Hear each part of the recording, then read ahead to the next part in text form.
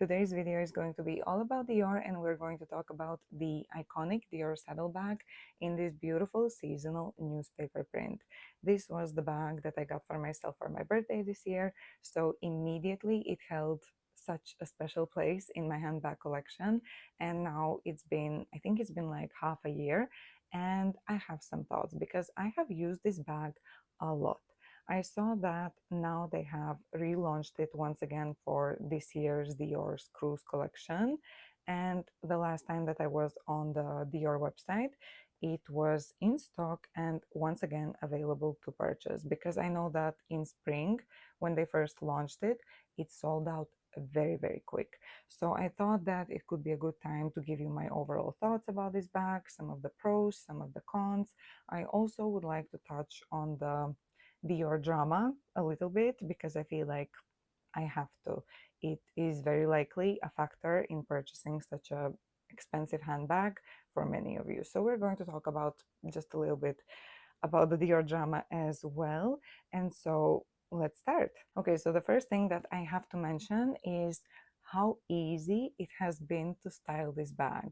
I know that it may seem obvious because I mean, a white bag, it goes with everything, and a black bag, it goes with everything. So a white and black bag, technically in theory, should also go with everything. But because this print is quite busy, I did have some concerns that maybe it's not going to be as easy to style as I thought it would be. But it's been very easy to style, especially for me, because most of my outfits are very neutral and very classic. So it is very, very easy to match this bag. The next thing that I feel like I also have to mention is how comfortable it is to wear. Because when I first got it and when I first tried it on, I was surprised by how heavy this bag is, because it is not lightweight. For example, now that I'm filming this video and I'm holding this bag, like, it hurts. Okay, I haven't worked out in a few months, so for me to hold this bag like this all the time, to display it, like my left hand, it gets tired. However, when you're actually wearing this bag on your shoulder, you don't feel the weight. And I don't know how this works, but it is a very, very comfortable shoulder bag. I took it with me when I traveled this summer, and I wore it all day long. For like 3 days, I wore it every day on my shoulder, and I walked 15 to 20,000 steps every single one of those days. My shoulders, they were absolutely fine. My legs, that's another story. But my shoulders, they were absolutely fine. And you know how sometimes when you're wearing a heavy bag, you have to like switch shoulders. With this bag, it's not the case. So I don't know what kind of sorcery it is that it feels heavy when you're holding it as like a top handle bag. But when you put it on your shoulder, it just becomes very comfortable. The next thing that I've grown to love about this bag, even more now that I've had it, is how special and unique this bag is. This is the type of style and print that you are not going to see everywhere. I feel like the Dior Saddle bag is not as popular as it used to be, which is actually why I feel like I've grown to love it more now. And this print, I have never seen another person carrying this exact same handbag, except, okay, there was one time, but that person was standing in the line to get inside the Dior boutique. So that doesn't even really technically count, because it wasn't like she passed me on the street. She was waiting to go inside the Dior store. So I don't think that it counts. And the newspaper print, not many other brands have done it. And even if they have done it, it's not something that's like a classic or something that they do every single season. This is quite a rare print to have on designer handbags in general. And with Dior, with this particular handbag, I have never seen anyone else with it, except for the girl in the Dior line. Now, one of the things that you asked me under the, yes, I have to put it on the other hand because this one got tired. But anyway, one of the things that you asked me under the original unboxing video was if I think that this bag would have a high resale value, just like the original newspaper print saddle bag did. And I don't think personally that it would ever have as high of a value as the original, because I feel like the original would always be the original. It would always have a higher value. And also, as the years go by, it becomes more and more rare, especially if it's in a very, very good condition. So the original is the original. And if the resale value is something that really truly matters to you, and if, for example, you're a collector, then I would say maybe it's better to try and hunt down the original. However, if the resale value is something that doesn't really matter to you, I think that this is such a great option, especially if you loved the Galliano era at Dior. So this is something that is less expensive, it is easier to acquire, and I think that it would still hold its value better than the plain color Dior Saddle bags. At least from what I have seen on the pre-loved market, this one would always have a higher value than just a, for example, black and gold Dior Saddle bag. And now going back to the bag being unique, another thing that I really appreciate about the newspaper print are the deliberate imperfections of the bag. So as you can see, it has these like little shadows and ink stains, and I don't know if every single one of these bags have them in the exact same place, but I feel like this is the perfect white handbag for anyone who is scared of white handbags. Because if you get like some color transfer or a stain, an actual ink stain, or I don't know, if you spill coffee on it, it is not something that would be as noticeable as it would be on just like a plain white leather bag. So I feel like this could be a white bag for white handbag beginners. Does that make any sense? I don't know. If it's a white bag that you want to be more careless with, then this is just the perfect option. Now let's get to the juicy part, which are the cons. And the first thing, the main con for it is that it is not a very convenient bag to use. It is a comfortable bag to use, but when you actually use it, it is not as easy to access. So for example, I know that it's probably going to sound silly, but whenever I want to open this bag, for some reason, I am reaching for the D, for the Dior D. But the truth is that to open the bag, you actually have to reach for this one. But this one is much more inconveniently located than the D. So every time I forget that I'm supposed to open the bag with this strap. I don't know how to call it, like this little dangly strap thing, leather part. I don't know. Let's just call it a strap for now. But yeah, to open it, you have to use this part over here, and then this is the one that is attached to the bag. And for some reason, every single time when I use this bag, I forget about it.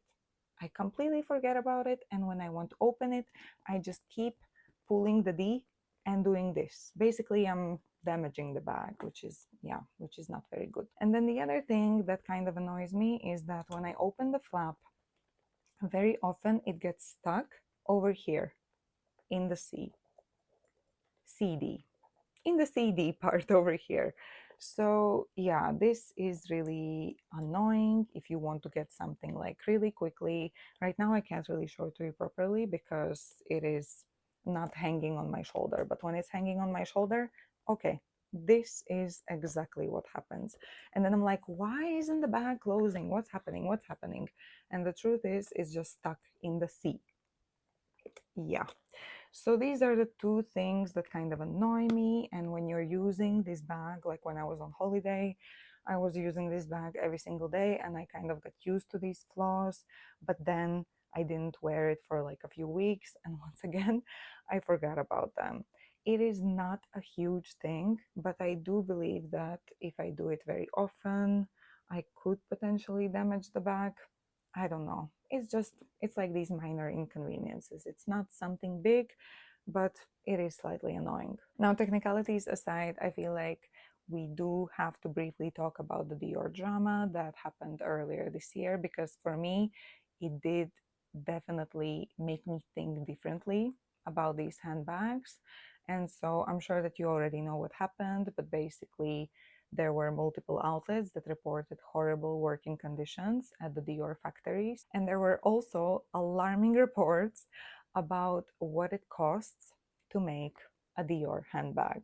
Now, the exact handbag wasn't specified, however, the amount that they named was ridiculous. I believe it was something like 40 euros, the manufacturing costs of a certain handbag that is no longer visible on the Dior website. And a lot of people got stuck on that number. But for me, it didn't really surprise me. Okay, I'll be honest, it was lower than I expected for it to be, but the ridiculous margins, they don't surprise me because I know that whenever I'm buying a bag from a brand like this, I know that I am not only paying for the manufacturing costs and the labor costs. I am paying for the runway shows, for the bougie boutiques, for the crazy marketing that they do, like the massive billboards and all of that. It costs. You wouldn't believe how much these billboards cost, and they are focusing quite a lot on traditional marketing still. So all of that takes money. And where do they get that money from? From selling these bags. And it doesn't matter if it's a bag, if it's a pair of shoes, if it's a piece of ready to wear, like the jackets, they have equally ridiculous margins. And at the same time, they're a business. They need to make a profit. At the end of the day, let's be honest with ourselves. We all already knew that we are overpaying for these items, significantly overpaying. At least subconsciously, we all already knew that. So that didn't really give me that shock effect. What shocked me, what really truly caught me off guard, was seeing the working conditions of the employees. I am not living in the Lululand. I know that it's not bougie Italian grandmas covered in gold and diamonds in luxury villas, making handbags, earning millions. No, of course it's not. But the least I expected was for these employees to be properly compensated, not to have to work and sleep and live in the factory, because that is just, it's unacceptable. It's absolutely horrible. And for me, it felt also slightly personal because when I started college, to put myself through college, I worked in like a freelance warehouse employee, and I had worked in some questionable locations. Most of the cases, I was very lucky. I was also earning like a decent amount of money. I was able to work part time and still put myself through college. So I'm really grateful for that opportunity. Most of the warehouses were clean and decent. But then I had some occasions when I was sent to some very weird places. For example, one of those places was a very small warehouse, and we were doing like these stickers on stationary items. However, it was in the middle of the winter, it was very cold, and we weren't able to wear gloves. The warehouse, like the garage door to the warehouse where the trucks go to pick up the items, was completely open. So my fingers were like blue, but I had to do it, because I had to collect the hours. I had to get the money because otherwise I'm not able to buy food. I'm not able to pay rent. The list goes on. It's responsibilities. And for these people, it most likely, most definitely feels the same. If they don't produce a certain amount of handbags, they won't be able to, buy food. So for now, personally, this is really just truly based on my personal opinion and experiences. I am holding off on making new purchases at Dior. I'm letting the police do their job, do their investigation. I believe that the term of the investigation was something like a year, so it should be done by next spring. And I actually had something that I had pre-ordered from Dior, and I canceled it because, again, it didn't feel right. It didn't feel right to support them anymore. So with the purchases that I have made, I am not going to do things for clout, like cut them or burn them, crazy things like that, because it's not going to help anyone anymore.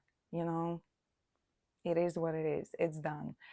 But with new purchases, I am holding off until the investigation is finished. I do kind of low-key hope that you're watching this after the investigation is already finished and Dior has their house back in order. Everyone is properly appropriately compensated and living a normal life once again, because all the Dior drama aside, this bag is beautiful. I really truly do love it, and I would recommend it because there are a lot of pros with this bag, and in general the way it makes me feel. And I don't know, it just feels like the bag of an it girl, and it gives me that confidence, which is not something that I can say very often. So it's beautifully made, and yeah, there aren't really that many bad things that I could say about it. So I hope that all of that is just going to be some really bad experience, and in the future I hope that Dior is going to do better, because I would love to wear this bag once again with that same confidence and pride as I did when I first got it. So, yeah, I think that's it for today. If you have any other questions, let me know in the comment section below and I'll do my best to answer them. Thank you so much for watching and stay safe, everyone.